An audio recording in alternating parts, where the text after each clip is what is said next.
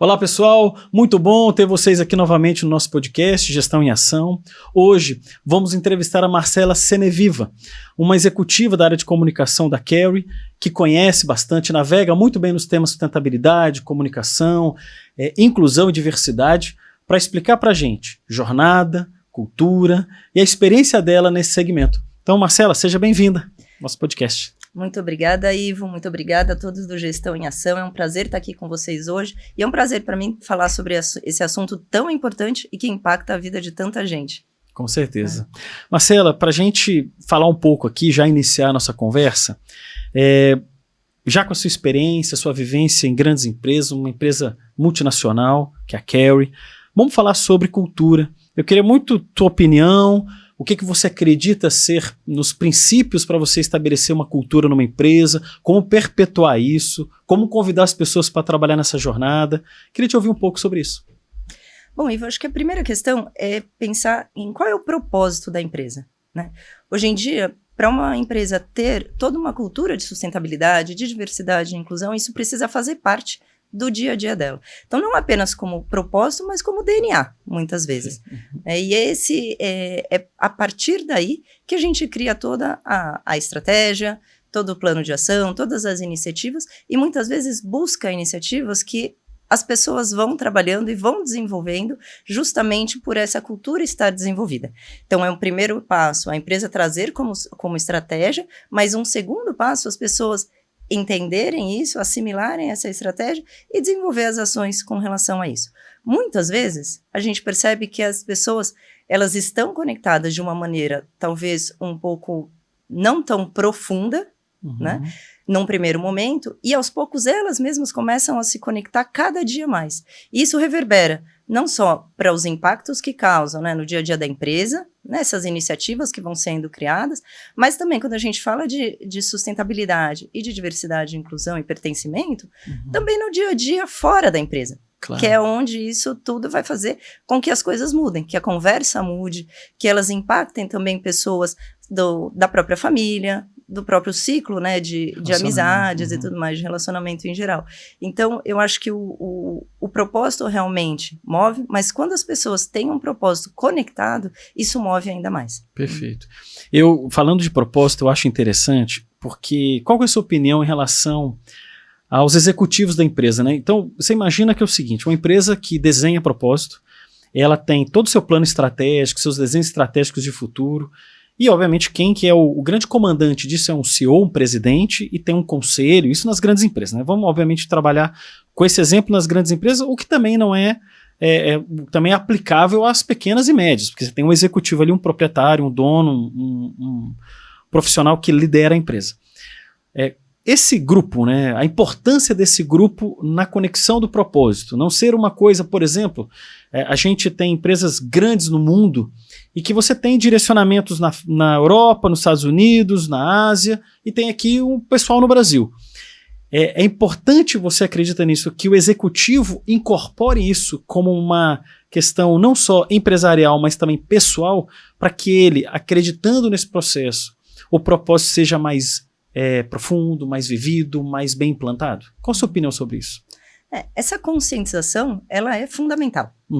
Primeiro porque o time de liderança como um todo, seja um CEO, uma CEO, um CEO trans, né, lidera isso, dá o primeiro passo nesse sentido, obviamente, mas todo o time de liderança, quando ele está conscientizado, é ele que vai fazer também essas iniciativas rodarem. Por quê? Porque é por meio dessas estratégias, é por meio de todo um discurso no qual essas pessoas acreditam, é que essas ações vão acontecer. Então, é importantíssimo que realmente essas pessoas sejam conscientes, mas conscientes de uma maneira efetiva. Verdadeira. Né? E verdadeira, genuína. Né? Então, quando hoje, muitas vezes, a gente discute propósito, eu acho que, como você perguntou a minha opinião, é muito mais relacionado a ser genuíno. Perfeito. Um propósito ele precisa ser genuíno, as ações precisam ser genuínas e a conscientização precisa ser genuína, né? E essa conscientização, ela muitas vezes está conectada, ou é sempre conectada, a uma educação, seja ela a educação de direitos humanos, seja ela, e tudo que a parte de direitos humanos envolve, seja ela a própria conscientização política, né, uma Perfeito. educação política, no caso. E quando eu falo política, não de partidarismo, nem Perfeito. nada disso, mas de conscientização dos impactos. Porque Uhum. hoje a política é que impacta o nosso dia a dia. Sem Sem política a gente não vive. Uhum. Então, essa conscientização do time de liderança em geral, ela é fundamental. A outra questão é cada um tem o seu momento. E cada um Uhum. tem as suas experiências, cada um tem seus marcadores sociais. Sim. É muito possível que, talvez, um time de liderança, nem todo mundo se conscientize ao mesmo tempo. Perfeito. Né? Justamente Concordo. porque, por conta Cada um das tá suas numa experiências. Uma escala de maturidade, está Exato. aprendendo o tema. Né? E talvez uma pessoa que tenha mais marcadores sociais, ela esteja mais aberta a um determinado tema num determinado momento. Perfeito. Outra pessoa que tem menos marcadores sociais, talvez demore um pouco mais de tempo. Não estou dizendo que isso é uma regra, né? Sim. Mas que Uhum. normalmente é o que acontece. Então, a gente precisa também entender. E esses treinamentos, sejam eles vindos pela área de diversidade e inclusão, de sustentabilidade, da própria área de comunicação, eles são extremamente importantes para suportar esses executivos. E suportar conversas, porque não é apenas ser consciente, mas como você fala, todo o letramento que você traz por trás disso. Né? Isso envolve piadas, isso envolve determinados momentos, jargões que a gente utiliza no dia a dia e que muitas vezes é tão intrínseco na nossa educação e no nosso, na nossa experiência de vida que a gente não percebe que utiliza. Né? E aí, quanto mais letradas as pessoas são nesses temas, mais elas conseguem realmente levar isso para o seu dia a dia e, inclusive, ter as formas corretas de corrigir. Perfeito. Os seus colegas de trabalho, porque eu acho que isso hoje é uma das coisas que acontece muito no nosso dia a dia, né? A pessoa não necessariamente está no mesmo momento que você e pode utilizar, né, algumas expressões que hoje já não são mais aceitas e não são mais permitidas. Então, como que você leva essa conversa num sentido de conscientização também, né? Você falou uma coisa que eu acho que é muito legal para a nossa audiência, que é um conceito que eu não vejo as pessoas discutirem muito, mas é muito legal, são os marcadores sociais. Você tem um executivo que tem uma história de vida, né? Veio, por exemplo, ele morou numa comunidade, ele vem de uma outra jornada profissional, ele percebe algumas coisas.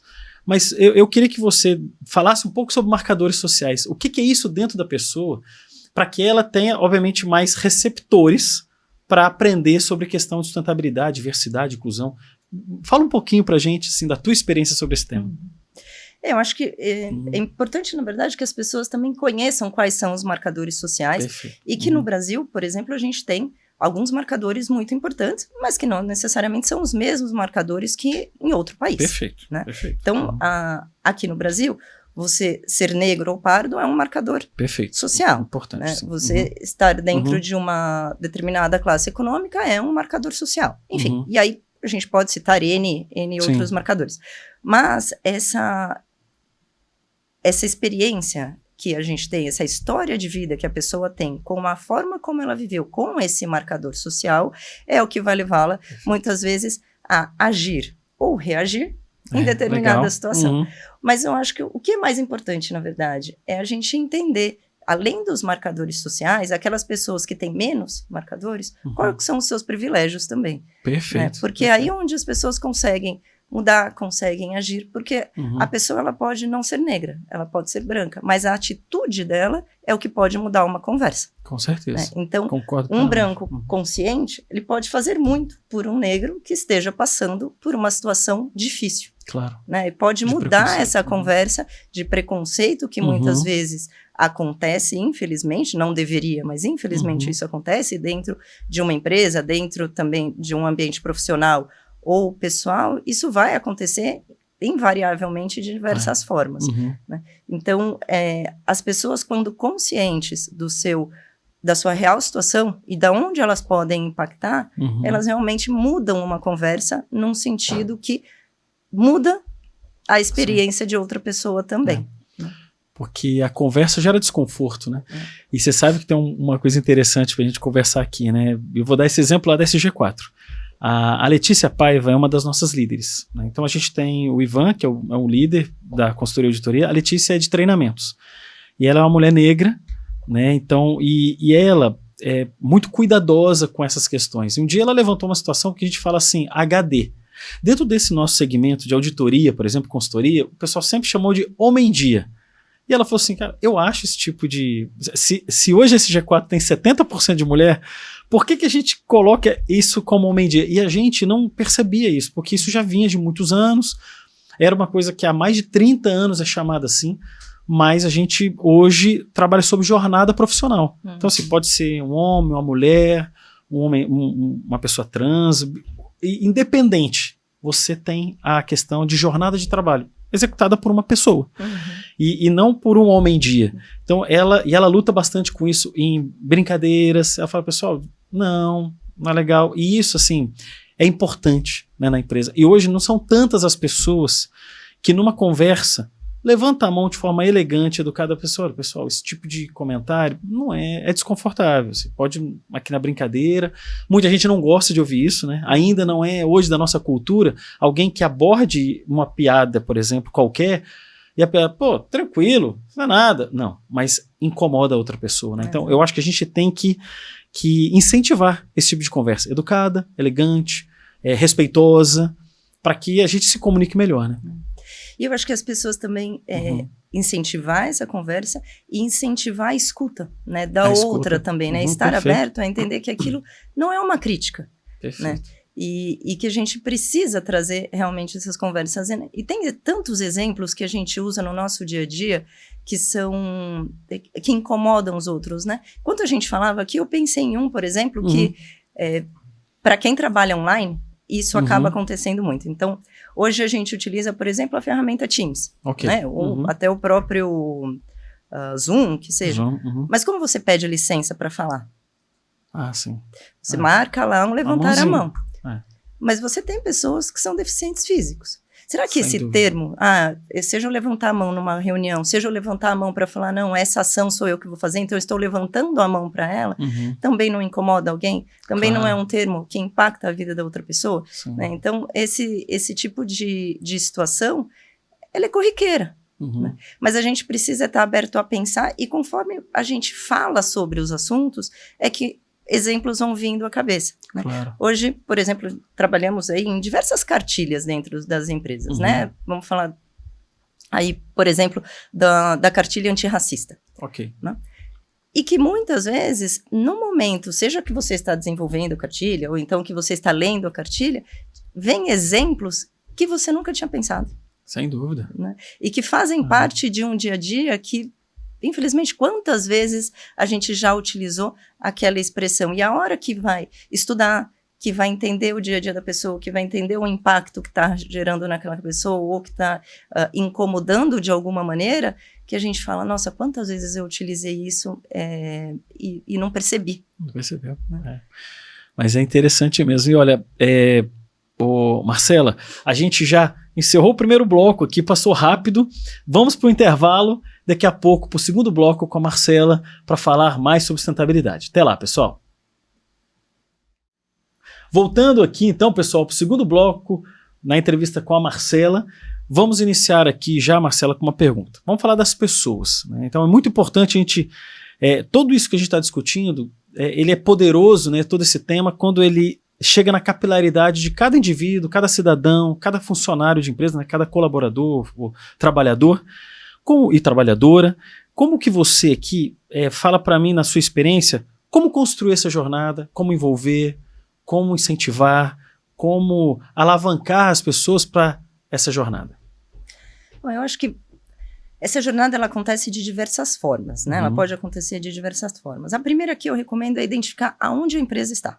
Perfeito. Em que momento a empresa está e qual que é o objetivo realmente da empresa e aonde o negócio dela impacta. Então, se a gente está falando de sustentabilidade, quais são os tópicos de sustentabilidade que a empresa consegue trabalhar, nos quais ela gera? Então, no caso, por exemplo, estamos falando de uma indústria de alimentos e bebidas. Perfeito. Então, existe um tema muito importante da indústria de alimentos e bebidas, que é justamente o desperdício de alimentos e a poluição, o impacto ao planeta que essa indústria causa. Perfeito. Então, olhando para isso, quais são os temas de sustentabilidade que a gente pode trabalhar para neutralizar cada vez mais esse impacto?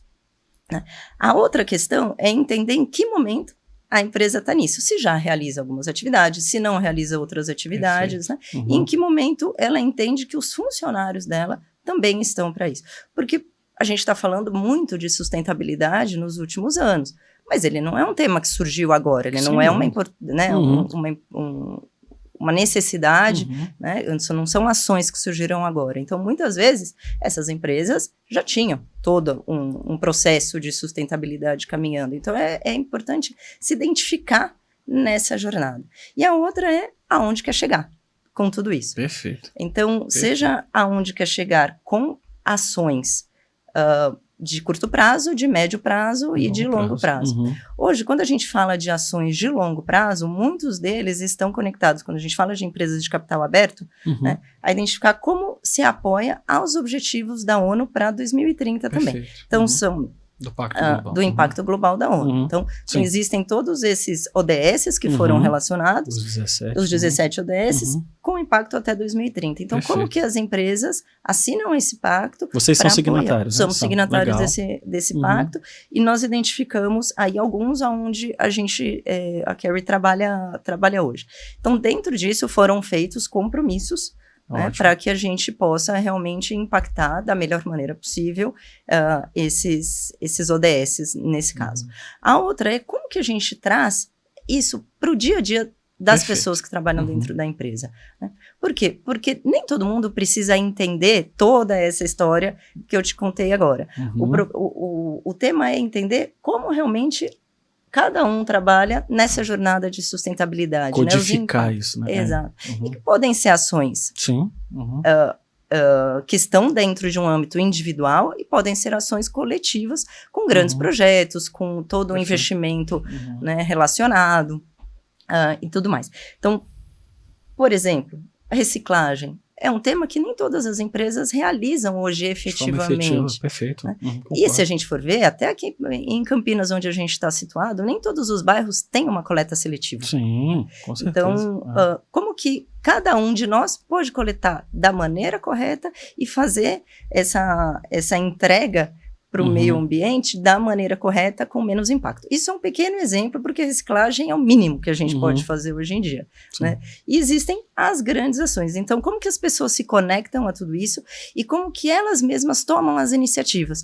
Porque, claro que cada área tem as suas iniciativas relacionadas, cada profissional tem os seus objetivos do ano para cumprir, mas além disso, como que a gente encaixa esses objetivos de sustentabilidade no dia a dia dessas pessoas? Porque é muito importante que cada um tenha esses objetivos relacionados. Não só como entrega, como compromisso, mas também para gerar essa conscientização. Então, eu vejo esse como um primeiro passo, né, dessa jornada. Hoje, a gente chama muitas vezes, né, esse walk the talk da sustentabilidade, como que a gente leva, como que a gente avança nessa jornada, mas o grande impacto que eu vejo é como que você leva isso para o seu dia a dia, que aquilo seja genuíno. Então, em cada projeto que seja realizado, como que a gente vai ter ações que reduzem o impacto ao planeta. Então, vou dar um exemplo aqui, né? Claro. Eu sou da área de comunicação, trabalhamos muito com eventos, por exemplo. Legal. Eventos é um tipo de iniciativa que gera uma emissão de carbono, uma pegada... Resíduo de todos os lados exatamente. E tudo mais. Então, como que a gente reduz esse impacto? Né? E sejam eles entender o que a gente está gerando realmente de resíduo, seja ele entender aonde esse evento vai estar, em que comunidade ele vai estar inserido, e qual que é a realidade daquela comunidade. Será que tem alguma ação que a gente poderia fazer também para aquela comunidade? Como que...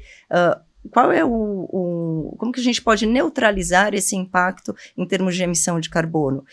Existem, por exemplo, compras de crédito. Mas além de créditos, o que a gente pode fazer em ação efetiva, né, para neutralizar esse evento? Então, essa é uma das coisas que eu digo que faz parte do dia a dia daquela pessoa que está organizando. E não precisa ser de repente, a rede de sustentabilidade chegar lá e falar, olha, você precisaria fazer isso. Não, a pessoa que está organizando já ter a própria iniciativa de fazer com que esse evento seja carbono zero, por exemplo. Né?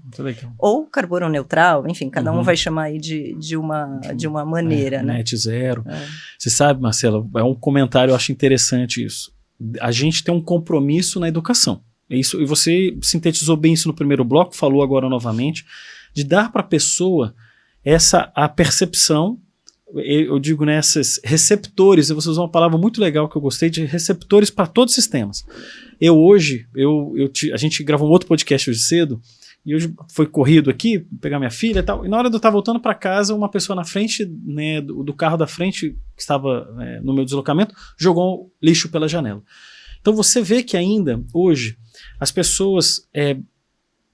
são tantos itens para a pessoa incorporar em ações como diversidade, respeitar as pessoas, independente de religião, independente da cor da pele. Isso é uma sensibilidade ainda a ser criada, questão de resíduo, a maneira como assédio, né, assédio moral, que é uma coisa que é muito comum em muitas empresas, lideranças que acham que podem ser grosseiras com o time, achar que ele vai trabalhar melhor se ele levar... Tem uma comunicação agressiva. Agressiva, né? Você vê que são muitos pontos, né? Mas eu acho que o nosso desafio é colocar na pessoa a ação, e você falou isso de uma forma muito legal, independente se alguém está provocando, pessoal, vai lá e implementa, que isso seja natural. Todos esses pontos, a gente está falando de 17 ODS, 169 metas, você pega, é muita coisa para a gente transformar, mas por isso, e eu acho que isso é uma jornada, né? Isso é um tempo, a gente tem que continuar educando, pode ser por um podcast, pode ser por uma palestra, uma conversa de domingo na família. Eu acho que isso é muito importante, né? Da gente estar sempre pontuando, elegante, de forma educada, de forma educativa, né? Construtiva, porque eu acho que assim a gente muda, né? E eu acho que essas conversas, elas muitas vezes não precisam ser só sobre grandes ações. Perfeito. Podem ser conversas realmente legal. corriqueiras, por exemplo, você falou do lixo, né? Sim. Quantas vezes a gente não encontra alguém que se deparou com lixo na rua, sem dúvida, criticou o outro que jogou o lixo na rua, mas não pegou aquele lixo Passou e levou reto. para uma lixeira. Né?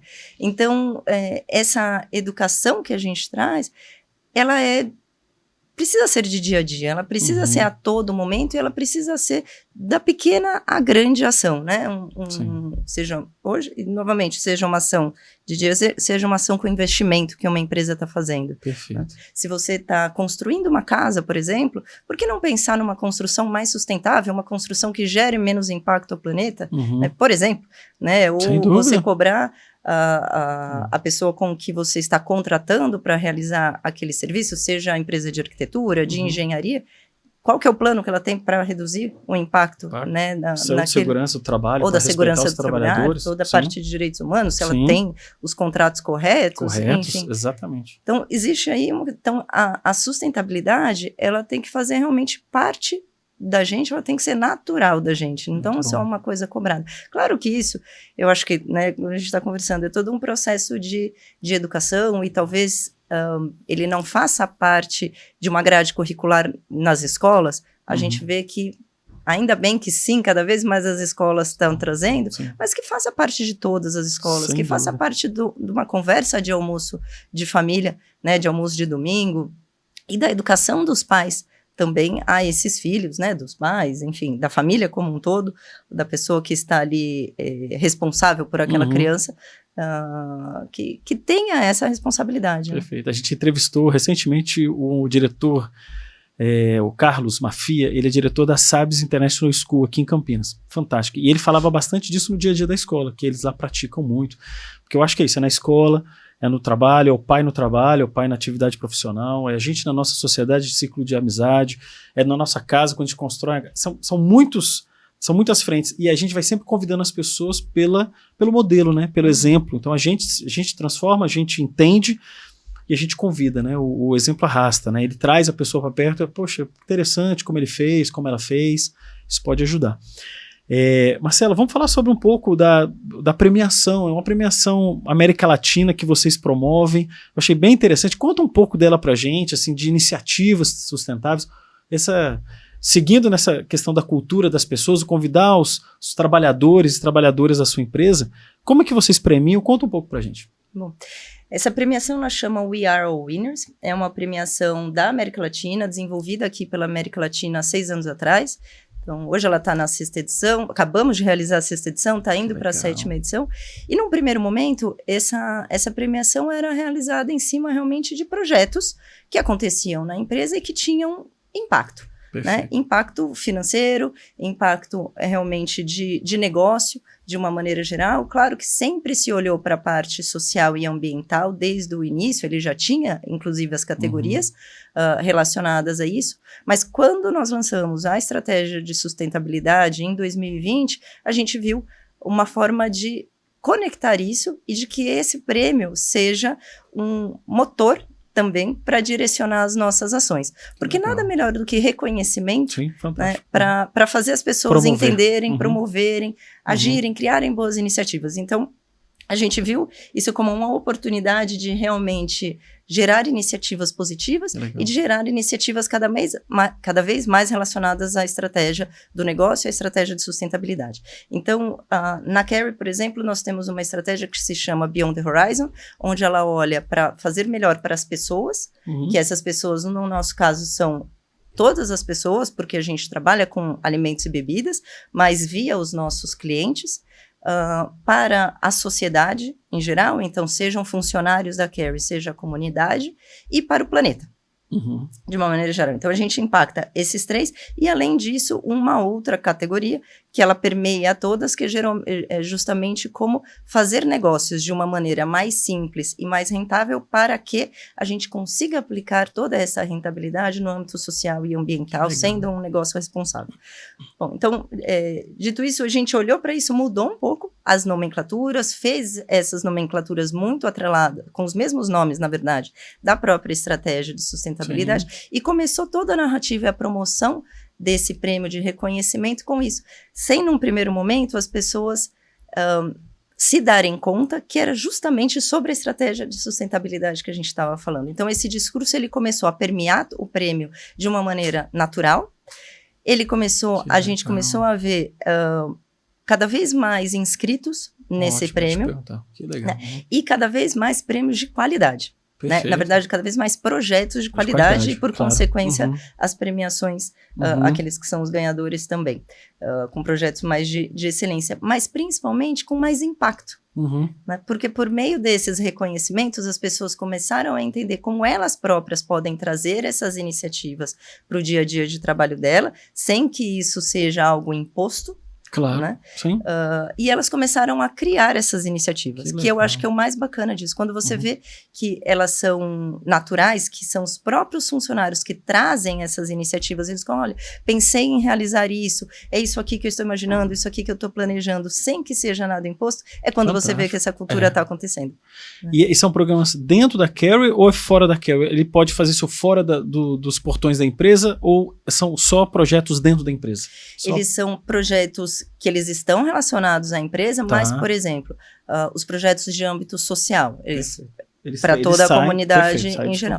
E aí a gente está falando, no caso de Brasil, por exemplo, a gente está falando de todos os locais onde nós temos unidades. Então, são 6 cidades onde nós temos unidades, né? 6 plantas aqui no Brasil. A gente está falando sobre todas elas, mas não necessariamente apenas naquela cidade. Né? Então, por exemplo, estamos no mês da consciência negra nesse momento. Então, várias ações estão acontecendo no âmbito social, justamente para apoiar a promoção desse dia. E, claro, essas ações elas não precisam acontecer só nesse mês, mas que a gente também cada vez mais olha para isso e utiliza essa data como gancho para essa promoção, para gerar essa conversa, né? Para mudar um pouco a visão das pessoas sobre tudo isso. Enfim, então ele impacta de uma maneira geral e aí vai trazendo cada vez mais resultados. Esse ano nós tivemos 129 projetos inscritos, dividido nessas 4 categorias. Legal. E isso das 6 plantas. Das 6 plantas, 129. Na verdade, desculpa, esses 129 a gente está falando de América Latina. Perfeito, sim, América Latina. Você comentou, eu que me confundi. Mas 129. O Brasil teve realmente esse ano um número bem significativo de projetos. E, enfim, todos os países que trazem, a gente vê um crescimento em todas essas categorias, que é o mais importante, mas um crescimento, novamente, de qualidade, né? De projetos de qualidade. A premiação, o que é? É uma viagem, é recurso financeiro, é um treinamento? Só de curiosidade, o que vocês premiam o trabalhador? Ele é premiado financeiramente, né? A gente tem essa premiação financeira que ela já é estabelecida global, então tem legal. os níveis de premiação, então a própria Carey como um todo tem um nível de reconhecimento global sobre isso, então a gente utiliza esse próprio reconhecimento financeiro. Existe um outro reconhecimento que é um presente, na verdade, que se dá, e aí cada pessoa que está dentro daquele projeto ganha. Então são projetos que levam até 10 pessoas, então todas elas recebem esse reconhecimento financeiro e também recebem esse presente, né, que normalmente... simbólico, na placa, alguma coisa que... Nesse caso a gente faz um presente útil. Útil? Um presente útil, não é que fique ali na mesa. Exatamente. Que legal. Então a gente faz, por exemplo, né, esse ano foi, o ano passado foram Alexas. Então, cada um... que legal. Normalmente a gente traz presentes relacionados à parte de tecnologia, porque acaba sendo alguma coisa mais neutra, que todo mundo gosta e etc. E, além de tudo, a gente faz esse prêmio num âmbito aberto para todas as pessoas da empresa assistirem. Então, ele é transmitido para todos os funcionários da empresa, é todo o corpo diretivo da empresa que participa fazendo esse reconhecimento, e ele tem a presença do CEO Latam, mas também do CEO Global, né, que traz realmente aí essa visibilidade para um funcionário e para a gente mostrar que realmente é importante aquilo para toda a estratégia da empresa.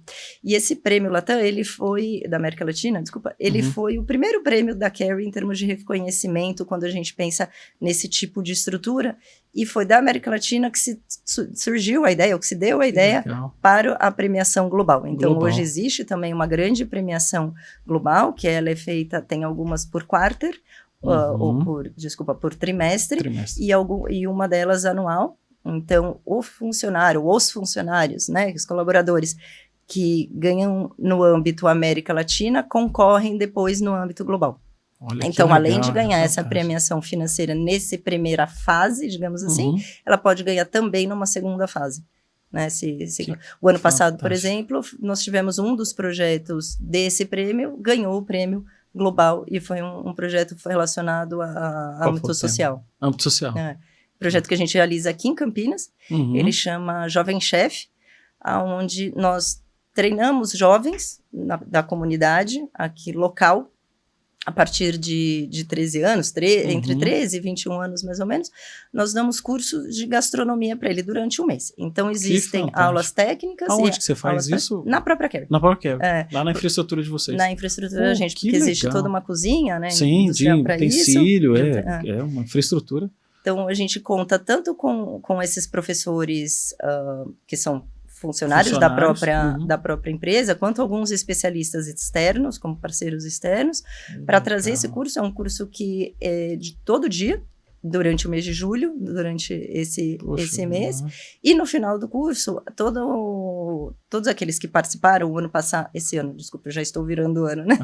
Esse ano, por exemplo, nós tivemos 12 jovens, né, que participaram, e eles foram avaliados nessas técnicas que foram ensinadas, e quem ganha um curso de gastronomia profissional, etc. Além de que a gente também olha para isso e vê aonde esses talentos que estão sendo criados, se eles têm perfil de trabalhar na empresa, a gente indica também para os nossos parceiros. Então, nós fizemos todo um plano de comunicação com os nossos clientes para mostrar esse prêmio para esse outro programa, desculpa, prêmio não, né? Esse programa para os nossos clientes.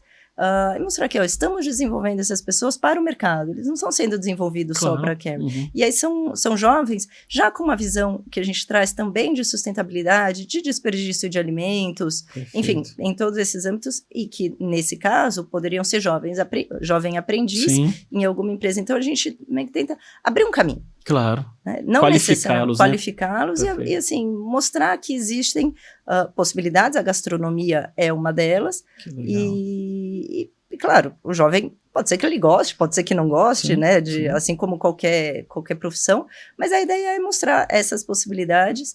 A gente também traz depois, no final, os pais para dentro da empresa, para que eles, ou o responsável para dentro da empresa, para que participe desse momento de certificação. E de coisa. Enfim, existe esse projeto, existem outros também. No caso, a gente tem um outro projeto com baristas, onde são formados baristas, e que a gente sempre tenta trabalhar para café. A gente tenta trabalhar com clientes também, olhando para esse projeto e vendo como a gente, como indústria, poderia fazer melhor para essa sociedade, né, que a gente está trabalhando. Você vê que legal, isso engaja, traz um envolvimento maior, uma percepção, uma conexão com a empresa, né, completamente diferente, né. Conexão com a empresa, conexão com a comunidade, que a gente está sendo, que a gente está trazendo, e realmente mostra para os colaboradores a comunidade onde ele está inserido outras realidades, que não necessariamente são as realidades dele, né? Faz com que a gente saia da bolha em diversos e olhe para o outro, né? Olha o que está em volta, para outras pessoas, outras condições, né? Isso refina bastante na percepção das pessoas, né? Muito bom. Isso assim, de uma satisfação imensa olhar para funcionários e olhar para esses jovens que estão sendo impactados e ver como isso causa orgulho. Sim. Tanto no caso de participar do programa e de estar ali se envolvendo com o tema e chegar no último dia, realmente se envolver, porque eles fazem existe uma banca avaliadora e etc. E orgulho dos responsáveis ali por eles também, ver que eles estão buscando uma atividade diferente, né, de só o estudo, né, para se envolver e etc., que possa direcioná-lo num futuro, como também dos colaboradores que participaram. Né, e de poder impactar a vida de jovens dessa maneira, né? Muito bom, Marcela. Fantástico, parabéns. Pessoal, vamos para o terceiro bloco para falar um pouco mais sobre gestão, sustentabilidade e agora diversidade. Até lá. Seguindo nossa entrevista aqui com a Marcela, Marcela, eu gostaria de fazer uma pergunta para você sobre diversidade, né? Vamos falar de inclusão. Esse tema relacionado com direitos humanos, né? A Carry tem hoje diversos programas, vocês têm um direcionamento para esse tema. Fala um pouco para a gente como é que vocês têm conduzido esse processo lá. Bom, a primeira coisa realmente a Carry é uma empresa que olha isso de uma maneira global. Então, hoje existe uma área destinada a essa prática, que é a de diversidade, inclusão e pertencimento que a gente chama. Então, existe um time direcionado a isso.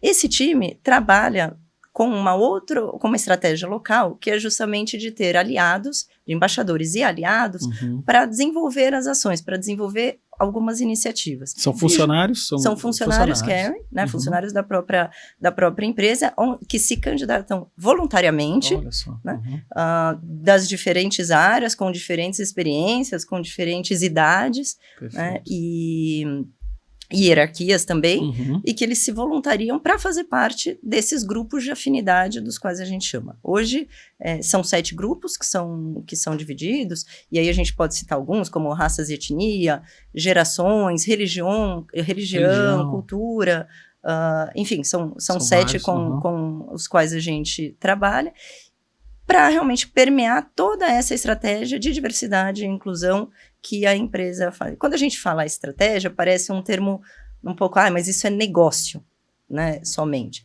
Claro, existe todo um estudo que diz quanto mais diverso a empresa mais eficiente ela também é, porém, também olhar para isso no sentido de reduzir desigualdades. Perfeito. Então, são justamente esses grupos subrepresentados que a gente trabalha, que vai inclusive até com refugiados, né? Por exemplo, legal. É um deles também, onde essas iniciativas são olhadas e elas acontecem nas diferentes plantas da empresa. Então, seja aqui em Campinas, seja nas outras 5 plantas que a gente tem, e aí, enfim, em todas as plantas globalmente, né, onde a gente tem acesso.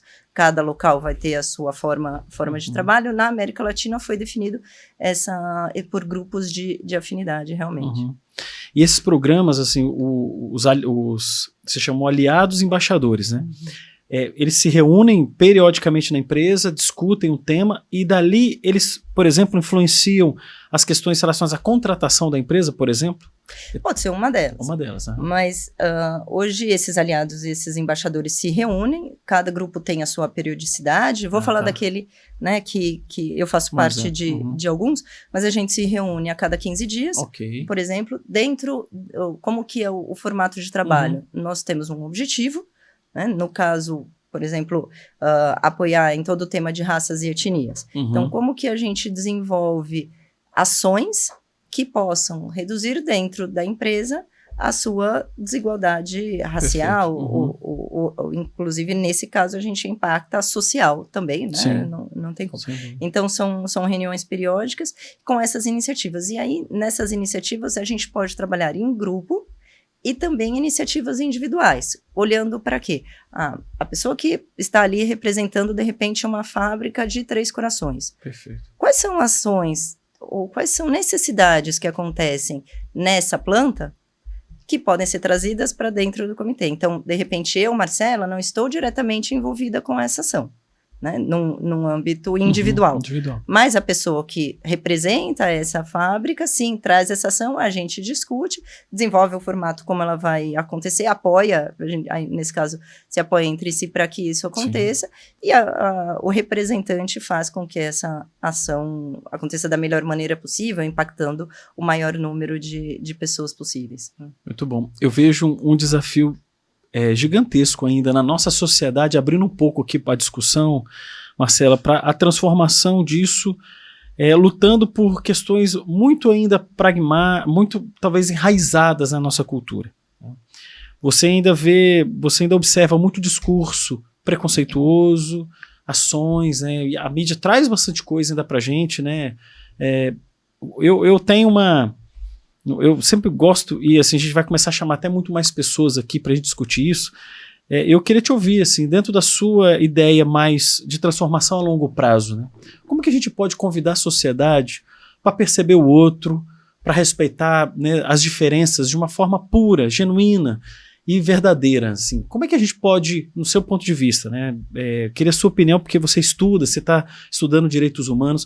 Como que a gente, né, pode, a longo prazo, que isso não é uma coisa que muda num passe de mágica, isso é uma questão cultural ainda muito enraizada no Brasil, como que a gente pode mudar? E vamos falar do Brasil, né? Eu acho que a gente tem que focar um pouco. O mundo tem seus desafios e cada país tem questões culturais que ainda são muito também fortes, mas aqui no Brasil, o que você acredita para o futuro, que a gente poderia ensinar para os nossos filhos e os nossos filhos para os nossos netos, para que a gente mude a nossa sociedade percebendo o outro nessa perspectiva da diversidade?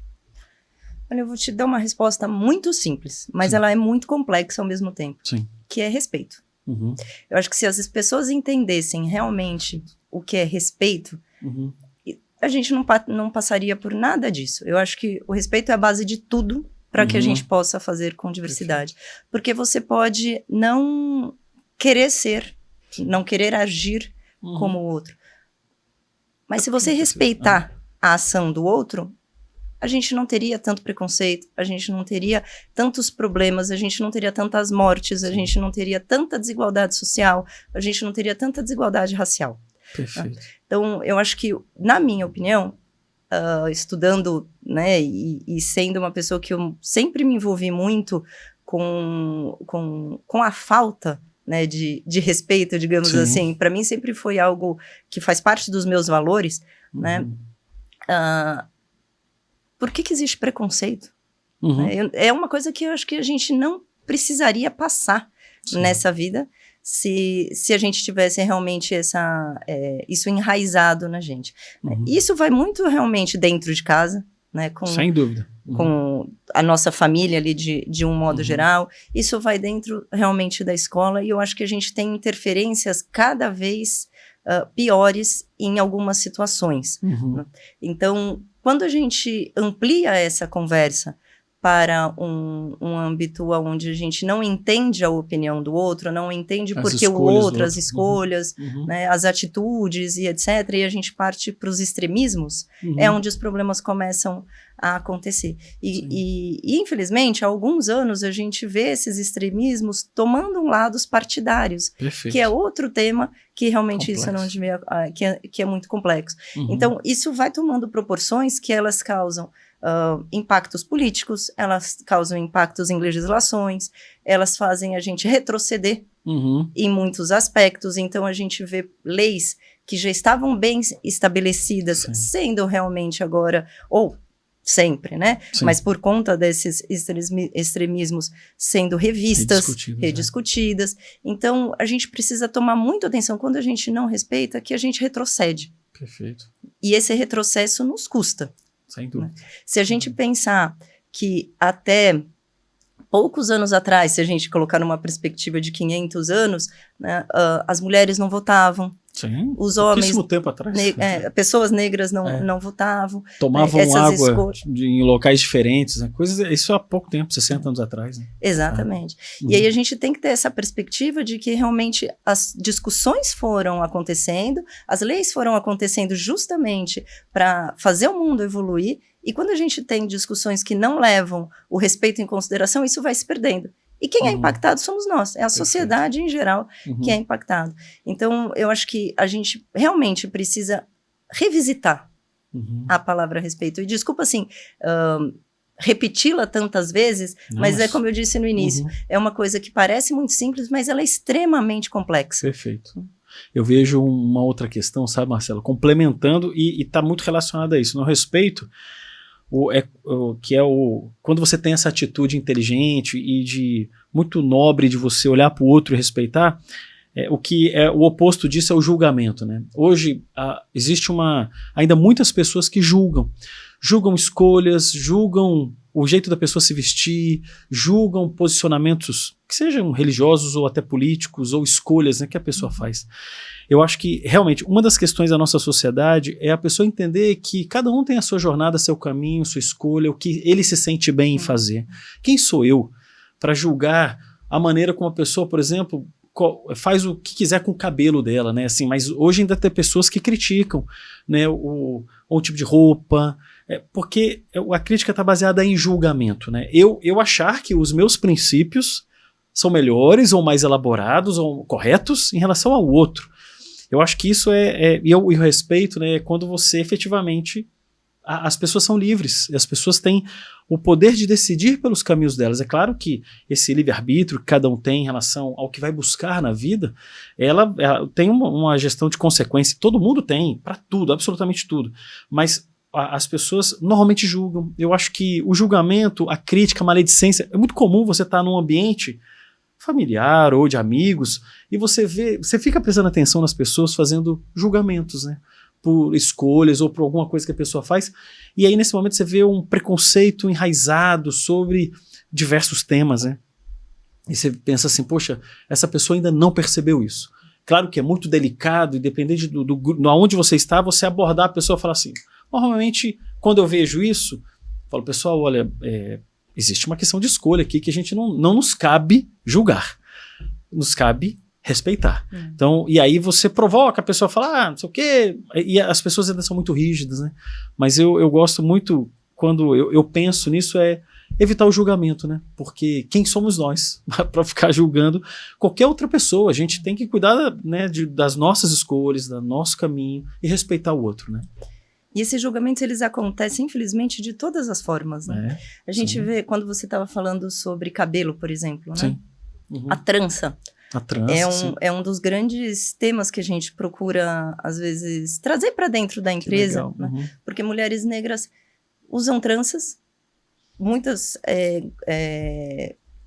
colocam pela primeira vez, de repente, trabalha na empresa há, não sei, 5 anos, e a primeira vez que apareceu com uma trança naquele momento.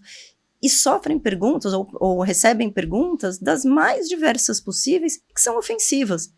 Mas para quem está fazendo, muitas vezes não... Mas que tipo de pergunta o pessoal pergunta, assim? Se lava o cabelo todo dia, se é lavável, se tem algum odor, sim. como que coloca, como que aplica. E aí, claro, eu não tenho esse direito de palavra, né?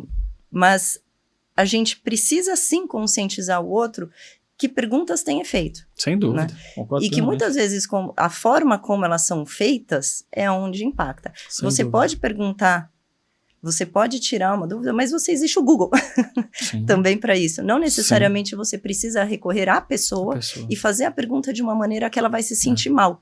Né? Ou muitas vezes fazer essa pergunta num grupo, na frente de todo mundo, né? Claro. Talvez uma conversa ou algo ali mais individual é uma coisa, no sentido de uma aprendizagem, mas a gente precisa lembrar que a pessoa está usando porque ela quer ficar bonita. Perfeito. Ela se sente bem. É o bem. cabelo dela, claro. Ela se sente bem. Perfeito. E que faz toda uma parte da cultura, né? E do estilo de cada uma dessas pessoas, né? Então, Existem, enfim, esse foi um pequeno exemplo, Claro. né, que eu estou trazendo aqui, dentro de tantos outros que a gente poderia abordar, mas é justamente a forma como se fazer, a forma como conduzir as conversas, seja de novo, no âmbito de trabalho, seja no âmbito pessoal, seja numa escola, né? A gente está falando de temas que tocam, né, a todos, então a gente precisa ter essa consciência.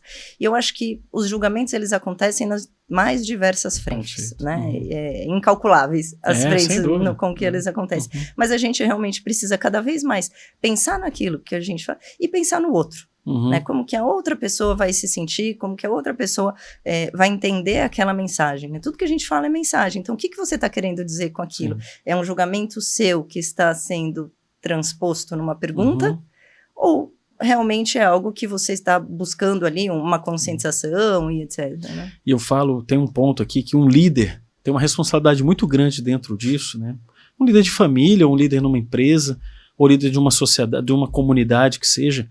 Você vê, se um líder faz uma pergunta desse tipo para uma moça, para uma profissional mulher que chegou, ou pode ser um homem também, que colocou trança. Exato, eu falei mulher aqui, depois eu até pensei, mas pode um homem. Enfim, qualquer pessoa. Qualquer pessoa. E você imagina um líder quando faz isso, como que a pessoa se sente, né? Poxa, não estou sendo aprovado, por mais que seja uma pergunta assim, despretensiosa, mas ela tem um impacto tremendo, porque já que é novo para ela e ela ainda está no momento de buscar o conforto em relação àquilo, ela está se sentindo bem, mas será que, como é que vai ser isso lá? E tem pessoas que são mais tímidas, e aí se a pessoa faz esse tipo de abordagem, isso mexe muito com a pessoa, né? A pessoa fica extremamente desconfortável. E um líder tem que cuidar muito para isso, né? Sobre vestimenta, roupa, né, joia ou algum tipo de como é que acessório né, que a pessoa use. O homem que usa um acessório diferente, ele não ser julgado por aquilo, né? Porque realmente a gente tem que tomar este cuidado. E se a pessoa é um líder, ele tem que ter uma atenção maior, porque inevitavelmente, né, Marcela, dentro de um ambiente empresarial que tem uma característica hierárquica, a pessoa está ali, ela tem vínculo ao trabalho, ela está muito empenhada ao trabalho, e se um líder de forma inadequada faz isso, pode perder um vínculo e a pessoa ficar insegura a partir daquele momento, né? Então o líder tem uma responsabilidade. Você concorda comigo? Você acha que... Não, totalmente, assim, acho que a gestão de pessoas, ela é muito complexa, e são os detalhes que a gente precisa trazer para o dia a dia, né? Precisa entender as pessoas com que você trabalha, precisa entender as pessoas, né, que estão no seu time, né, trabalhando junto, e como cada uma delas realmente se sente mais confortável ou menos confortável em cada uma das situações. Eu acho que a questão disso tudo influencia muito em pertencimento. Na pessoa se sentir pertencente àquele grupo, pertencente àquela empresa, como que ela vai entregar o seu melhor, ou trabalhar no seu melhor, se ela não se sente confortável para aquilo, se ela não se sente num ambiente seguro. Seguro, né? sim. Se ela não acredita que a empresa olha para ela e dá as mesmas oportunidades que dá para uma outra pessoa, porque ela talvez pinte a unha, né? E o gestor ou a gestora acredita que aquilo talvez não seja o ideal. Né? Então, enfim, são tantos detalhes, mas que hoje o gestor e a gestora precisam estar atentos a isso. E faz parte do dia a dia, senão isso não é melhor que não se trabalhe com um time. Né? Mas, de qualquer maneira, independente de se trabalhar ou não com um time, hoje a gente também é responsável por todas as pessoas que trabalham com a gente, indiretamente. Perfeito. Inclusive então, subcontratados, parceiros, né? Pessoas, exatamente, terceiros, etc. E pessoas com as quais a gente, de repente, não tem um relacionamento diário, mas hoje com a vida online, né, quantas pessoas ali você impacta? Talvez um líder vai fazer uma apresentação, né, e que aquela apresentação seja aberta para um time de toda a planta. Por exemplo, vou dar um contexto aqui. Um contexto, né? Eu trabalho em Campinas e vou fazer uma apresentação online para todas as plantas da Carry. Eu não conheço todas essas pessoas, mas tudo aquilo que eu estou fazendo reflete nessas pessoas. Perfeito. E todas as perguntas que essas pessoas estão fazendo, eu preciso estar atenta. Como essas pessoas reagem a tudo aquilo ao tema que a gente está trazendo.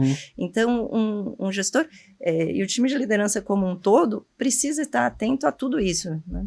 Sim, porque é muito delicado, né? Qualquer você vê uma exposição de algum tipo de comentário ali, principalmente imagina uma transmissão que está envolvendo diversas plantas, diversas pessoas. Eu acho que o cuidado, né, é o cuidado pelo outro. A gente entender que a gente tem que identificar outra pessoa. E eu acho que esse é um movimento que é um grande desafio nosso, né? As pessoas realmente são muito egocêntricas, né? Olham muito para ela, com o jeito que ela acredita, é isso aqui, é o certo, é o que eu sei. Eu acho que a gente tem que começar a ouvir o outro, né?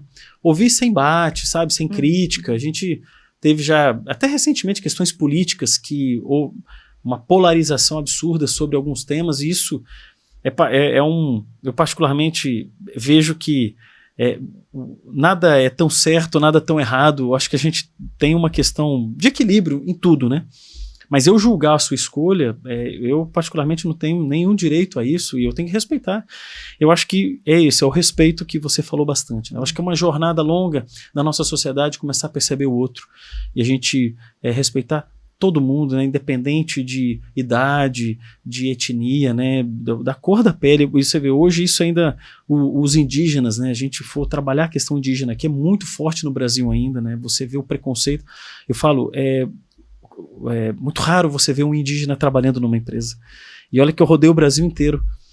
E aí você ainda, e já escutei de críticas por ser índio, alguma coisa que, né, de um indígena, não ser índio, né, ser um indígena, né, de ter alguma etnia ali relacionada, ou a pessoa ter traços, e algum preconceito em cima da pessoa, coisas que são faladas há muitos séculos sobre o comportamento dessa pessoa, que não tem nada a ver. E hoje, muitas empresas, é raro você ver. E olha que eu rodo o Brasil inteiro, a gente dá consultoria em muitos estados do Brasil que tem quilombolas e indígenas, e é difícil você ver nas empresas. Então existe ainda uma dificuldade das pessoas convidarem essas pessoas a estarem dentro, né, de pertencer, de respeitar a pessoa e dar uma oportunidade profissional para ela, né? Então a gente tem um desafio grande. Esses tempos atrás, agora a gente estava conversando justamente por conta desse pilar de raças e etnias, com um indígena, e ele estava contando pra gente a dificuldade que é para o indígena, o momento que ele resolve sair da sua aldeia, a dificuldade psicológica. Por quê? Perfeito. Ele não é considerado uma pessoa da sociedade moderna, Sim. mas ele também não é mais considerado um indígena tradicional. Pela comunidade onde ele nasceu. Imagina onde ele fica, né? Então isso causa vários temas psicológicos, inclusive de suicídio. Nossa, então, essa conversa foi muito na questão de saúde mental dos indígenas hoje no Brasil e de como eles são cobrados. Perfeito. Né? Então, hoje, isso permeia várias situações, né? Inclusive agora que está aberto o concurso da FUNAI, quando a gente olha para esse concurso, as questões, os temas, né, que são trabalhados e o peso, por exemplo, que se dá ao português dentro dessa, ou dentro da avaliação, e é o peso que se dá à própria redação. E aí você esperar que um indígena tenha o mesmo nível de português e de redação por alguém que foi alfabetizado em português é muito complexo, né? Então isso é realmente... São discussões muito profundas que a gente ainda precisa ter no Brasil. Né, Marcelo? Desafiadoras, né? Eu acho que a gente tem que discutir mais, né? Todos nós. Eu acho que até muito do propósito aqui, né, do Gestão em Ação é trazer essa discussão para uma pessoa que está assistindo, né, aqui no Leste Paulista, né, que são 89 cidades que esse programa passa, para a gente começar a pensar assim, né? Então é uma semente que eu acho que a função nossa que trabalha com esse tema é semear. E a gente provocar a pessoa a estudar mais, a buscar mais uma percepção mais conectada ao outro, né? E respeitar a diversidade, obviamente, de uma forma mais elaborada, né? Olhar o meio ambiente de forma também respeitosa, pensar na governança e todas as ferramentas de governança também como um item de continuidade. Né? E quando a gente pensa que o Brasil foi o último país a abolir a escravidão, isso é muito significativo. Sem dúvida, né? Sem Nós dúvida. somos os últimos, e hoje, esse programa está sendo gravado aqui em Campinas, a gente pensar que Campinas foi a última cidade do mundo a aceitar. Doido isso.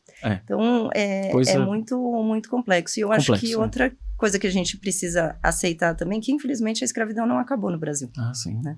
Então, a gente vê ainda muitos casos sendo reportados, né? E como que a gente, como empresa, pode realmente influenciar para que toda a cadeia esteja atenta a isso, que todas as certificadoras realmente preguem e busquem as melhores atitudes, as melhores práticas, enfim, as ações corretas previstas em lei, inclusive, né? Sim. Nesse caso, e a gente garantir efetivamente que isso esteja acontecendo. Então, a indústria tem toda uma cadeia de valor envolvida. Perfeito. Essa cadeia toda precisa ser impactada. Não só, a gente precisa não só olhar para dentro da empresa que a gente trabalha, mas para influenciar toda a cadeia de... Muito bom. Marcela, muito boa conversa. Eu quero te agradecer muito, passou muito rápido. Né? A gente trabalhamos aqui, né? Falamos sobre muitos temas que eu acho que são relevantes, impactantes e importantes para a nossa jornada de vida. Obrigado pela seu conhecimento, né? A maneira clara como você explicou. E considerações finais, o que você quer deixar de mensagem aqui para todos os nossos ouvintes. Bom, eu queria agradecer a todo o time do Gestão em Ação, agradecer a todos os ouvintes por essa oportunidade da gente estar tendo uma conversa tão importante, tão sincera. Com certeza que a gente poderia ficar muito tempo falando sobre isso, mas eu acho que a provocação aqui é a gente pensar em o que a gente pode fazer diferente no nosso dia a dia, como que a gente pode respeitar mais as pessoas, porque sim, tem um espaço muito grande para a gente respeitar todo mundo, e além de mudar a conversa, mudar a nossa perspectiva, as nossas ações diárias, para isso sim mudar o mundo. Eu acho que já é momento da gente pensar além do teórico, a gente precisa realmente estar na prática. Muito obrigada a todos. Obrigado então, pessoal, por mais nos acompanhar neste episódio, um episódio que trouxe muitas sementes e muitos conhecimentos para a nossa jornada e a nossa transformação na sustentabilidade. Espero que esse episódio tenha feito sentido para você, que você se conecte em todos esses convites que nós fizemos aqui. Um abraço e até o próximo episódio.